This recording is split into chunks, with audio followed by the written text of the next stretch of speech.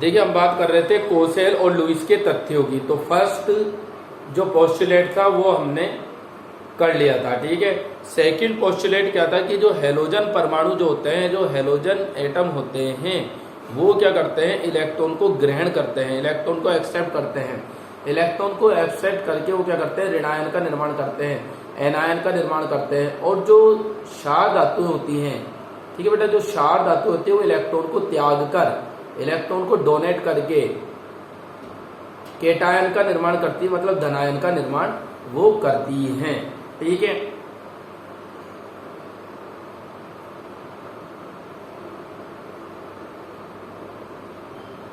अब तीसरा जो पोस्टुलेट है, तीसरा पोस्टुलेट क्या है कि जो ऋणायन और जो धनायन का निर्माण होता है, मतलब जो केटायन और एनायन फॉर्म होते हैं, वो केटायन और एनायन क्या करते हैं, स्टेबिलिटी को गेन कर लेते हैं, स्टेबिलिटी को क्या कर लेते हैं, गेन कर लेते हैं, ठीक है। और स्थायित्व मतलब स्थायित्व प्राप्त कर लेते हैं, इलेक्ट्रॉनिक कॉन्फ़िगरेशन अपना कैसा बना लेते हैं, वो एक इलेक्ट्रॉन देकर या इलेक्ट्रॉन लेकर इनर्ट गैस जैसा इलेक्ट्रॉनिक कॉन्फ़िगरेशन वो बना लेते हैं, ठीक है। अब ऋणायन तथा धनायन स्थिर विद्युत आकर्षण बल द्वारा स्थायित्व ग्रहण करते हैं। ऋणायन और धनायन एक दूसरे से जुड़ते हैं और स्थिर विद्युत आकर्षण द्वारा, मतलब स्थिर विद्युत आकर्षण मतलब इलेक्ट्रोस्टैटिक फोर्स द्वारा ये कंबाइन होते हैं और स्टेबिलिटी को गेन करते हैं। तो अपन जो इलेक्ट्रोस्टैटिक फोर्स जो ये बता रहे हैं, स्थिर विद्युत आकर्षण बल या आयनिक बल का निर्माण कैसे होगा, ये भी कोसेल ने उस समय अपने अकॉर्डिंग बताया। तो अपन NaCl के निर्मित होने को देखते हैं कि NaCl कैसे निर्मित होगा।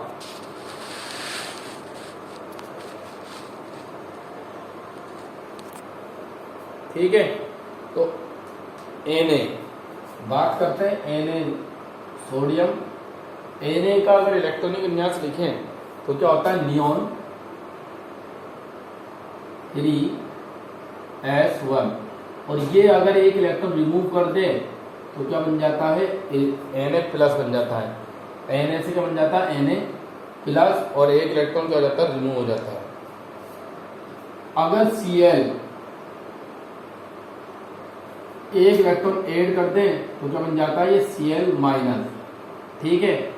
तो ये देखिए Cl का इलेक्ट्रॉनिक कॉन्फ़िगरेशन क्या होता है, Cl का जो एटॉमिक नंबर होता है वो तो होता है बेटा कितना, 17, कितना होता है, 17 होता है। अगर ये एक इलेक्ट्रॉन ले लेगा तो कितना हो जाएगा, 18 हो जाएगा। तो अपन इसे ऐसे लिख सकते हैं, नियोन 3s2 3p5, एक इलेक्ट्रॉन गेन कर लेगा, 3p क्या हो जाएगा, 6 हो जाएगा, ठीक है। तो ये हो गया बेटा Cl से Cl माइनस ये फॉर्म हो गया, ठीक है ना। अब NaCl का निर्माण इस प्रकार होगा, Na प्लस किससे ऐड होगा, Cl माइनस से, और ये क्या बन जाएगा, NaCl बन जाएगा, ठीक है। और ये जो धनायन और ऋणायन के बीच जो अट्रैक्शन होगा वो क्या कहलाएगा, इलेक्ट्रोस्टैटिक फोर्स या स्थिर विद्युत आकर्षण बल कहलाएगा। और इसे ही हम आयनिक बल से भी परिभाषित या डेफिनेशन इसकी दे सकते हैं। अब बात करेंगे अष्टक नियम की।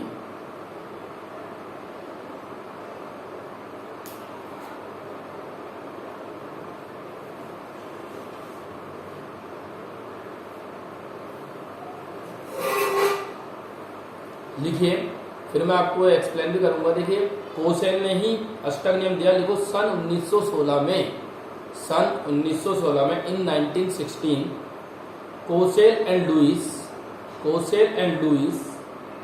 कोसेल तथा लुईस ने परमाणुओं के बीच रासायनिक संयोजन के एक महत्वपूर्ण सिद्धांत को विकसित किया।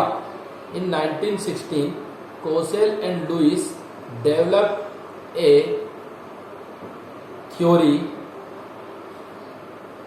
which define that how atom is combined। इस सिद्धांत के अनुसार परमाणुओं का संयोजन, इस सिद्धांत के अनुसार परमाणुओं का संयोजन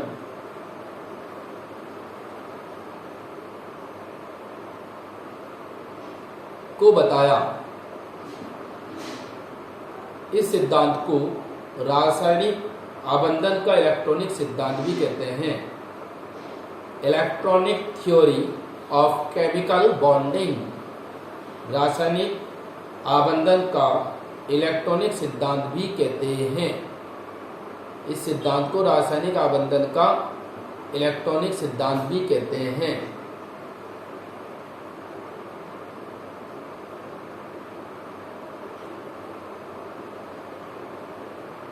ठीक है,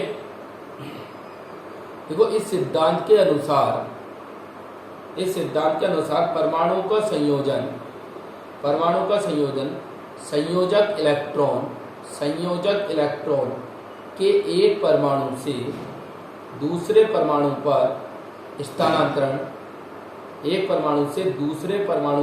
पर स्थानांतरण के द्वारा अथवा सहभाजन के द्वारा होता है। इस प्रक्रिया में परमाणु अपने संयोजकता कोश में अष्टक प्राप्त कर लेता है।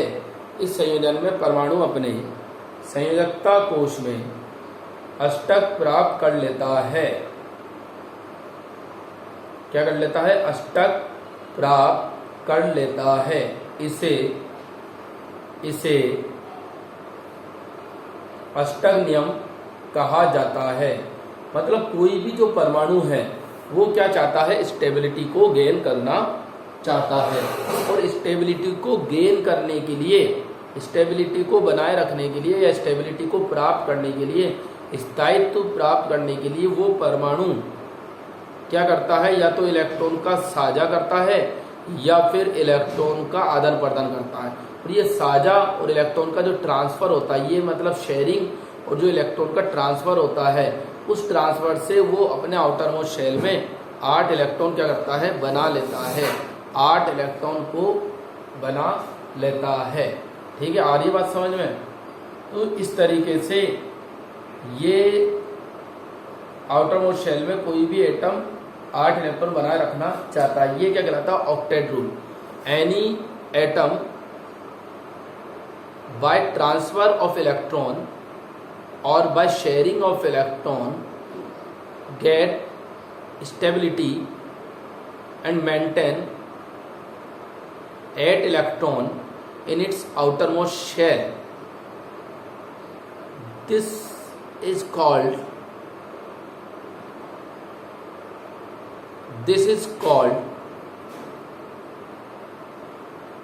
octet rule। ये क्या कहलाता है? ऑक्टेट रूल कहलाता है। ठीक है, अब अपन ऑक्टेट रूल में जो दो चीजें आई, एक तो इलेक्ट्रॉन के ट्रांसफर से बॉन्ड बन रहा है और एक इलेक्ट्रॉन के शेयरिंग से बॉन्ड बन रहा है। तो ये बॉन्ड के प्रकार हो गए एक तरीके से, कोवैलेंट बॉन्ड हो गया और आयनिक बॉन्ड हो गया। ठीक है, तो अपन पढ़ेंगे कोवैलेंट बॉन्ड। किसके बारे में पढ़ेंगे? पहला पढ़ेंगे कोवैलेंट बॉन्ड के बारे में। ठीक है, तो कोवैलेंट बॉन्ड के बारे में करते हैं।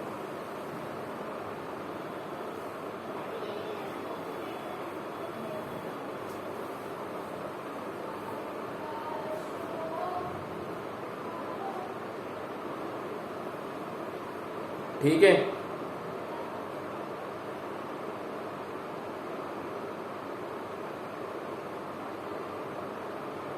तो लिखिए कोवैलेंट बॉन्ड या सहसंयोजक बंध।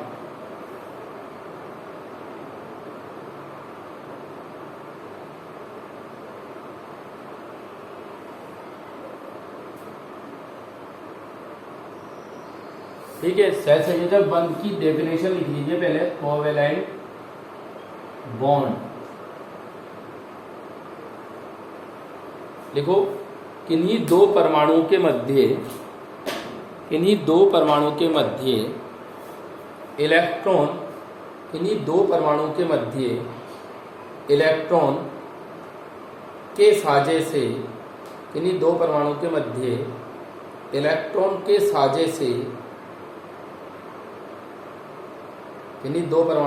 इलेक्ट्रॉन के साझे से बना बंध सहसंयोजक बंध कहलाता है। Mutual sharing of electron between two atoms, mutual sharing of electrons between two atoms is called covalent bond. ठीक है, और कोवेलेंट बॉन्ड क्यों बनाया जाता है, कोवेलेंट बॉन्ड क्यों बनता है कि कोवेलेंट बॉन्ड बनने के बाद, सहसंयोजक बॉन्ड बनने के बाद कोई भी परमाणु अपने आउटर मोस्ट शेल में कितने इलेक्ट्रॉन बना लेते हैं, 8 इलेक्ट्रॉन फुलफिल कर लेते हैं। ठीक है, तो कैसे अपन लिखेंगे, जैसे सिंगल बॉन्ड, अब कोवेलेंट बॉन्ड भी क्या होते हैं, 3 टाइप के होते हैं, सिंगल बॉन्ड, डबल बॉन्ड और ट्रिपल बॉन्ड। ठीक है, सिंगल बॉन्ड क्या होगा, एकल बंध, डबल बॉन्ड द्विबंध, ट्रिपल बॉन्ड त्रिबंध। तो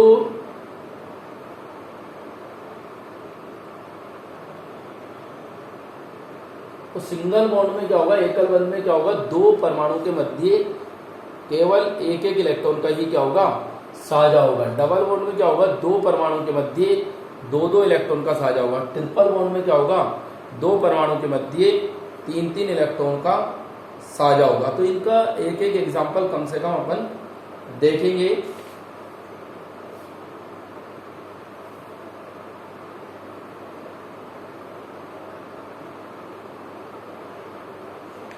ठीक है, तो सिंगल बॉन्ड का स्ट्रक्चर देखते हैं, कोई भी एग्जांपल लेते हैं, जैसे Cl2 के बनने को देखते हैं। Cl के आउटर मोस्ट शेल में 7 इलेक्ट्रॉन होते हैं, 1 2 3 4 5 6 7। ठीक है, और जो दूसरा Cl होगा उसके भी बाह्यतम कोश में 7 ही इलेक्ट्रॉन होंगे। ठीक है, अब इन दोनों के बीच एक एक इलेक्ट्रॉन की शेयरिंग से क्या बनेगा, अपना कोवेलेंट बॉन्ड बनेगा। एक एक इलेक्ट्रॉन इसका, एक इलेक्ट्रॉन इसका, ये शेयरिंग हो गई इस तरीके से, और ये क्या बन गया, सिंगल बॉन्ड बन गया। ठीक है, आ रही बात समझ में, तो ये अपना क्या बन गया, सिंगल बॉन्ड। अब डबल बॉन्ड का एक एग्जांपल लेते हैं, या पहले H2 के बनने को भी देखते हैं। इंपॉर्टेंट कंपाउंड है ये, ऑक्सीजन सेंट्रल एटम होगा इसमें, और इसके आउटर मोस्ट शेल में कितने इलेक्ट्रॉन होंगे, आई थिंक 6 इलेक्ट्रॉन होंगे। ठीक है ना, 6 इलेक्ट्रॉन बना दीजिए, 1 2 3 4 5 6, ये 6 इलेक्ट्रॉन इसमें हो गए। और हाइड्रोजन में कितने इलेक्ट्रॉन होते हैं, आउटर मोस्ट शेल में 1, इधर भी दूसरा हाइड्रोजन, इसकी भी आउटर मोस्ट शेल में कितने इलेक्ट्रॉन होंगे, 1। तो ये शेयरिंग करेगा किसकी, एक एक इलेक्ट्रॉन की शेयरिंग ये करेंगे। तो बेटा देखो, एक इलेक्ट्रॉन यहाँ से, एक इलेक्ट्रॉन यहाँ से, फिर एक इलेक्ट्रॉन यहाँ से, एक इलेक्ट्रॉन यहाँ से। तो ये हाइड्रोजन शेयरिंग कर लेगा एक एक इलेक्ट्रॉन की, यह हाइड्रोजन शेयरिंग कर लेगा एक एक इलेक्ट्रॉन। तो ये क्या बन गया, ये H2 का कोवेलेंट बॉन्ड को जो प्रदर्शित कर रहा है वो ये फिगर इसका बन गया। सिंगल बॉन्ड होता है, देखिए ऑक्सीजन सिंगल बॉन्डेड होगा, इधर भी हाइड्रोजन से और इधर भी हाइड्रोजन से सिंगल बॉन्डेड अटैच इसमें होगा। ठीक है, इसी तरीके से अब अपन डबल बॉन्ड का एग्जांपल लेते हैं। डबल बॉन्ड कैसे बनेगा, जब 2 परमाणु के मध्य 2-2 इलेक्ट्रॉन का साझा होगा तो डबल बॉन्ड का निर्माण इसमें हो जाएगा। ठीक है ना, कि 2 परमाणु के मध्य 2-2 बंध का साझा होगा, 2-2 इलेक्ट्रॉन का साझा होगा तो डबल बॉन्ड का निर्माण इसमें होगा। ठीक है, जैसे ऑक्सीजन O2 के बनने को देखते हैं। ऑक्सीजन के वही आउटर मोस्ट शेल में कितने इलेक्ट्रॉन होंगे,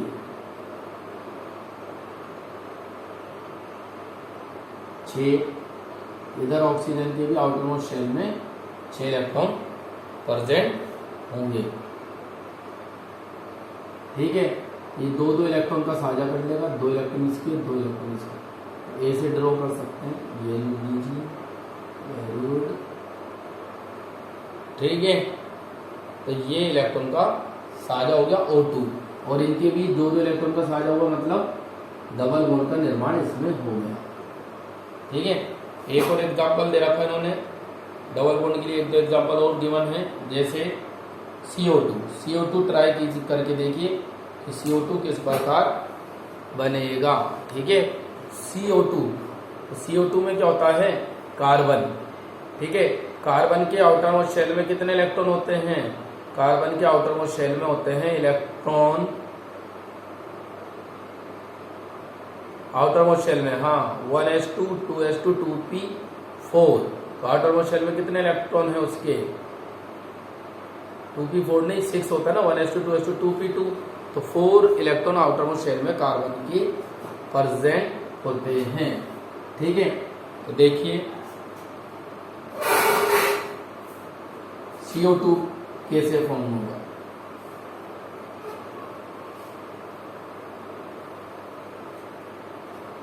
ये कार्बन और इसके आउटर मोस्ट शेल में 4 इलेक्ट्रॉन प्रेजेंट है, ऑक्सीजन जिसके आउटर मोस्ट शेल में 6 इलेक्ट्रॉन है, 2 यहाँ बना देते हैं साझे के लिए, शेयरिंग के लिए,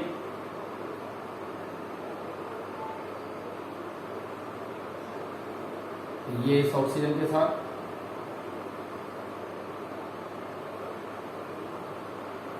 ये CO2 इस प्रकार फॉर्म हो जाएगा। और इसमें देखिए कार्बन और दोनों जो ऑक्सीजन हैं उनमें 8-8 इलेक्ट्रॉन प्रेजेंट आपको दिखाई देंगे, कार्बन में भी 8 होंगे और ऑक्सीजन में भी 8-8 इलेक्ट्रॉन प्रेजेंट होंगे, ठीक है। तो ये CO2, इसमें कार्बन और डबल बॉन्ड ऑक्सीजन, ठीक है, CO2 फॉर्म हो जाएगा इस तरीके से। आगे बात समझ में, अब CH2 H2 भी इसी तरीके से फॉर्म हो सकता है। अब बात करते हैं ट्रिपल बॉन्ड की। ट्रिपल बॉन्ड मतलब त्रिबंध, ठीक है। तो त्रिबंध का निर्माण कैसे होगा, त्रिबंध का निर्माण मतलब ट्रिपल बॉन्ड मतलब 3 इलेक्ट्रॉन की शेयरिंग होगी, ठीक है ना। If 3 electron are shared between 2 atoms then triple bond is form, या mutual sharing of 3 electron by each atom then triple bond is form, मतलब 3 इलेक्ट्रॉन के साझे द्वारा बना बंध क्या कहलाएगा, त्रिबंध कहलाएगा, ठीक है। उसे 3 लाइनों से अपन प्रदर्शित करेंगे। अभी बिल्कुल इजी टॉपिक इसमें चल रहा है, ठीक है। धीरे धीरे इसमें बहुत सी इंपॉर्टेंट चीजें अपन कवर करेंगे। अभी आगे लुईस स्ट्रक्चर देखेंगे नेक्स्ट वीडियो में, कि जो कंपाउंड होते हैं उन कंपाउंड का लुईस स्ट्रक्चर कैसे बनाते हैं। जैसे अभी तक अपन ने किसका लुईस स्ट्रक्चर बनाया था बेटा, अभी अपन ने लुईस स्ट्रक्चर बनाए थे फ्री एटम्स के। फिर कंबाइन स्टेट में जो कंपाउंड बनेंगे उसके लुईस स्ट्रक्चर को कैसे बनाएंगे वो अपन देखेंगे, ठीक है ना। तो अब ट्रिपल बॉन्ड का 1-2 एग्जांपल लेते हैं कि ट्रिपल बॉन्ड कैसे बनेगा।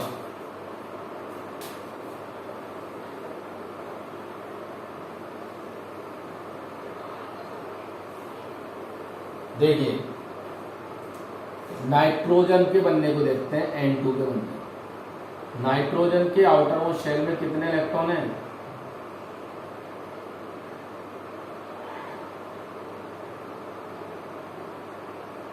आउटर मोस्ट शेल में होते हैं 5 इलेक्ट्रॉन, ठीक है। 3 का साझा कर लेगा, 3 इलेक्ट्रॉन को क्या कर लेगा, शेयरिंग कर लेगा, म्यूचुअल शेयरिंग कर लेगा 3 इलेक्ट्रॉन की, तो क्या बन जाएगा 8 इलेक्ट्रॉन इसमें बन जाएगा, ठीक है बेटा। तो ये 8 इलेक्ट्रॉन आ गए टोटल। तो म्यूचुअल शेयरिंग अगर इसमें होगी तो 8 इलेक्ट्रॉन इसमें कंप्लीट हो जाएंगे, मतलब इसका ऑक्टेट क्या हो जाएगा बेटा, इसका ऑक्टेट कंप्लीट हो जाएगा एकदम, ठीक है। तो इसमें नाइट्रोजन के बीच अपन ने क्या देखा 3 इलेक्ट्रॉन की शेयरिंग हुई, इसका मतलब N2 जो होगा इसमें ट्रिपल बॉन्ड होगा। और आपको बताइए कि इस ट्रिपल बॉन्ड की वजह से N2 क्या होता है, काफ़ी स्टेबल होता है। ठीक है ना, क्यों? क्योंकि बेटा बॉन्ड डिसोसिएशन जो एंथैल्पी मैंने आपको बताया था ऑफलाइन क्लासेस में कि bond dissociation enthalpy triple bond की सबसे ज़्यादा होती है, फिर डबल बॉन्ड की, फिर सिंगल बॉन्ड की। बॉन्ड डिसोसिएशन एंथैल्पी होती क्या है? बॉन्ड डिसोसिएशन एंथैल्पी क्या होती है कि दो परमाणु के मध्य बने एक मोल बंध को तोड़ने के लिए दी जाने वाली ऊर्जा। ठीक है, are sir required amount of energy to break 1 mole of bond present between two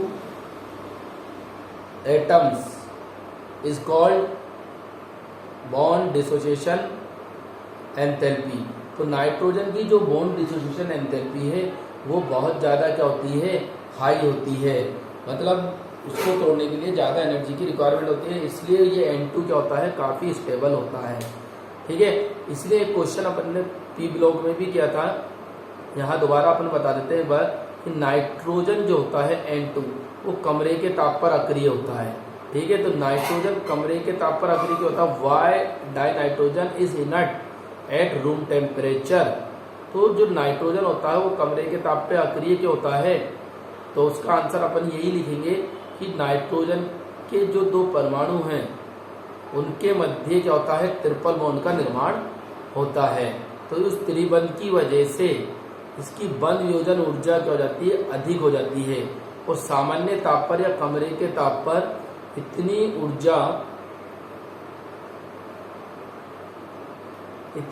ऊर्जा नहीं मिल पाती है कि ये N2 मॉलिक्यूल जो है वो क्या हो जाए, ब्रेक हो जाए। ठीक है, इसलिए कमरे के ताप पर अक्रिय होता है। और N2 का उपयोग खाद्य पदार्थों को सुरक्षित रखने में भी किया जाता है।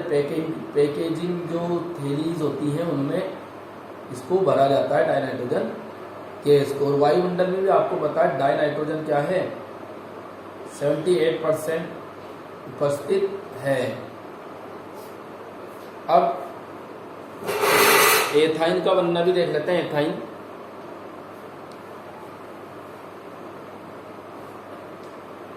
CH ट्रिपल बॉन्ड CH, ये एथाइन है। कार्बन के आउटर मोस्ट शेल में 4 इलेक्ट्रॉन और हाइड्रोजन के आउटर मोस्ट शेल में 1 इलेक्ट्रॉन।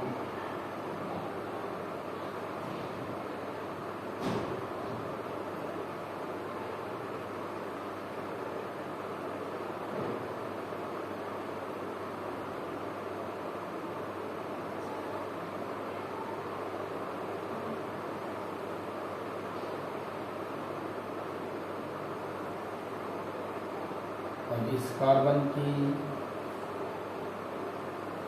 इस तरीके से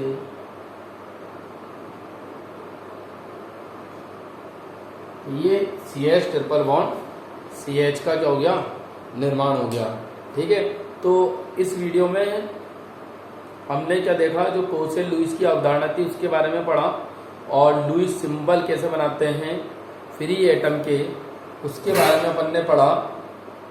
उसके बाद जो उन्होंने अवधारणा में आयनिक बंध का बनना बताया वो अपन ने पढ़ा। NaCl का निर्माण कैसे होता है, फिर सहसंयोजक बंध, और उससे पहले अपन ने लुईस प्रतीक का महत्व भी पढ़ा। ठीक है ना, तो किससे निर्माण होता है, कैसे निर्माण होता है, ये अपन ने पढ़ा। तो सहसंयोजक बंध के बारे में पढ़ा। सहसंयोजक बंध मतलब इलेक्ट्रॉन के साझे से जो बंध बनता है, और वो कितने प्रकार के होते हैं, वो होते हैं 3 प्रकार के। ठीक है ना, single bond, double bond, triple bond. इन ऑलमोस्ट अपन ने इन सबके एग्जाम्पल भी देख लिए, और आपको लगभग सब ज़्यादातर एग्जाम्पल अपन ने यहाँ सोल्व कर लिए। ठीक है, तो ये अभी स्टार्टिंग था चैप्टर का, काफ़ी इजी टॉपिक था। इससे रिलेटेड आप क्वेश्चन सोल्व करिए, जितने भी क्वेश्चन इस पर बन सकते हैं। ठीक है, और फिर आगे अपन कंटिन्यू इसके नेक्स्ट वीडियो में रखते हैं। इसके आगे उसमें अपन सीखेंगे लुईस जो प्रतीक है, वो कंपाउंड का, यौगिकों का लुईस प्रतीक कैसे बनाया जाएगा। ठीक है, और उसके बाद इस चैप्टर में कंटिन्यू कुछ फॉर्मल आवेश का सूत्र है, फॉर्मल आवेश है, फिर थ्योरीज हैं, अष्टक नियम की सीमाएं, बहुत सी चीजें वो अपन कंप्लीट करने की कोशिश करेंगे। ठीक है ना, तो अष्टक नियम की सीमाएं, तो अष्टक नियम जैसे अपन ने देखा था कि अष्टक नियम क्या है, ऑक्टेट जो कंप्लीट होता है तो, लेकिन कुछ ऐसे कंपाउंड भी है जो अष्टक नियम को क्या नहीं करते हैं, फॉलो नहीं करते हैं। किसी कंपाउंड में अष्टक नियम के अकॉर्डिंग जो 8 इलेक्ट्रॉन होने चाहिए वो कम हो जाते हैं, किसी कंपाउंड में जो 8 इलेक्ट्रॉन होने चाहिए उससे भी ज़्यादा हो जाते हैं। वो सभी एग्जाम्पल अपन अष्टक नियम की सीमाओं के अंतर्गत करेंगे। आप यदि कोई एग्जाम्पल इसका सेट कर सकते हैं तो वो एग्जाम्पल सोचिए कि कौन सा एग्जाम्पल ऑक्टेट रूल को फॉलो नहीं कर रहा, और इससे रिलेटेड क्वेश्चन जरूर, उसमें ऑक्टेट रूल से रिलेटेड क्वेश्चन जरूर नीट में या जेईई में पूछे जाते हैं कि ऑक्टेट रूल को फॉलो कर रहा है या नहीं कर रहा। ठीक है, तो आज के इस वीडियो में इतना ही अपन करेंगे। नेक्स्ट वीडियो में कंटिन्यू इसी टॉपिक से आगे की बात करेंगे। Thank you very much.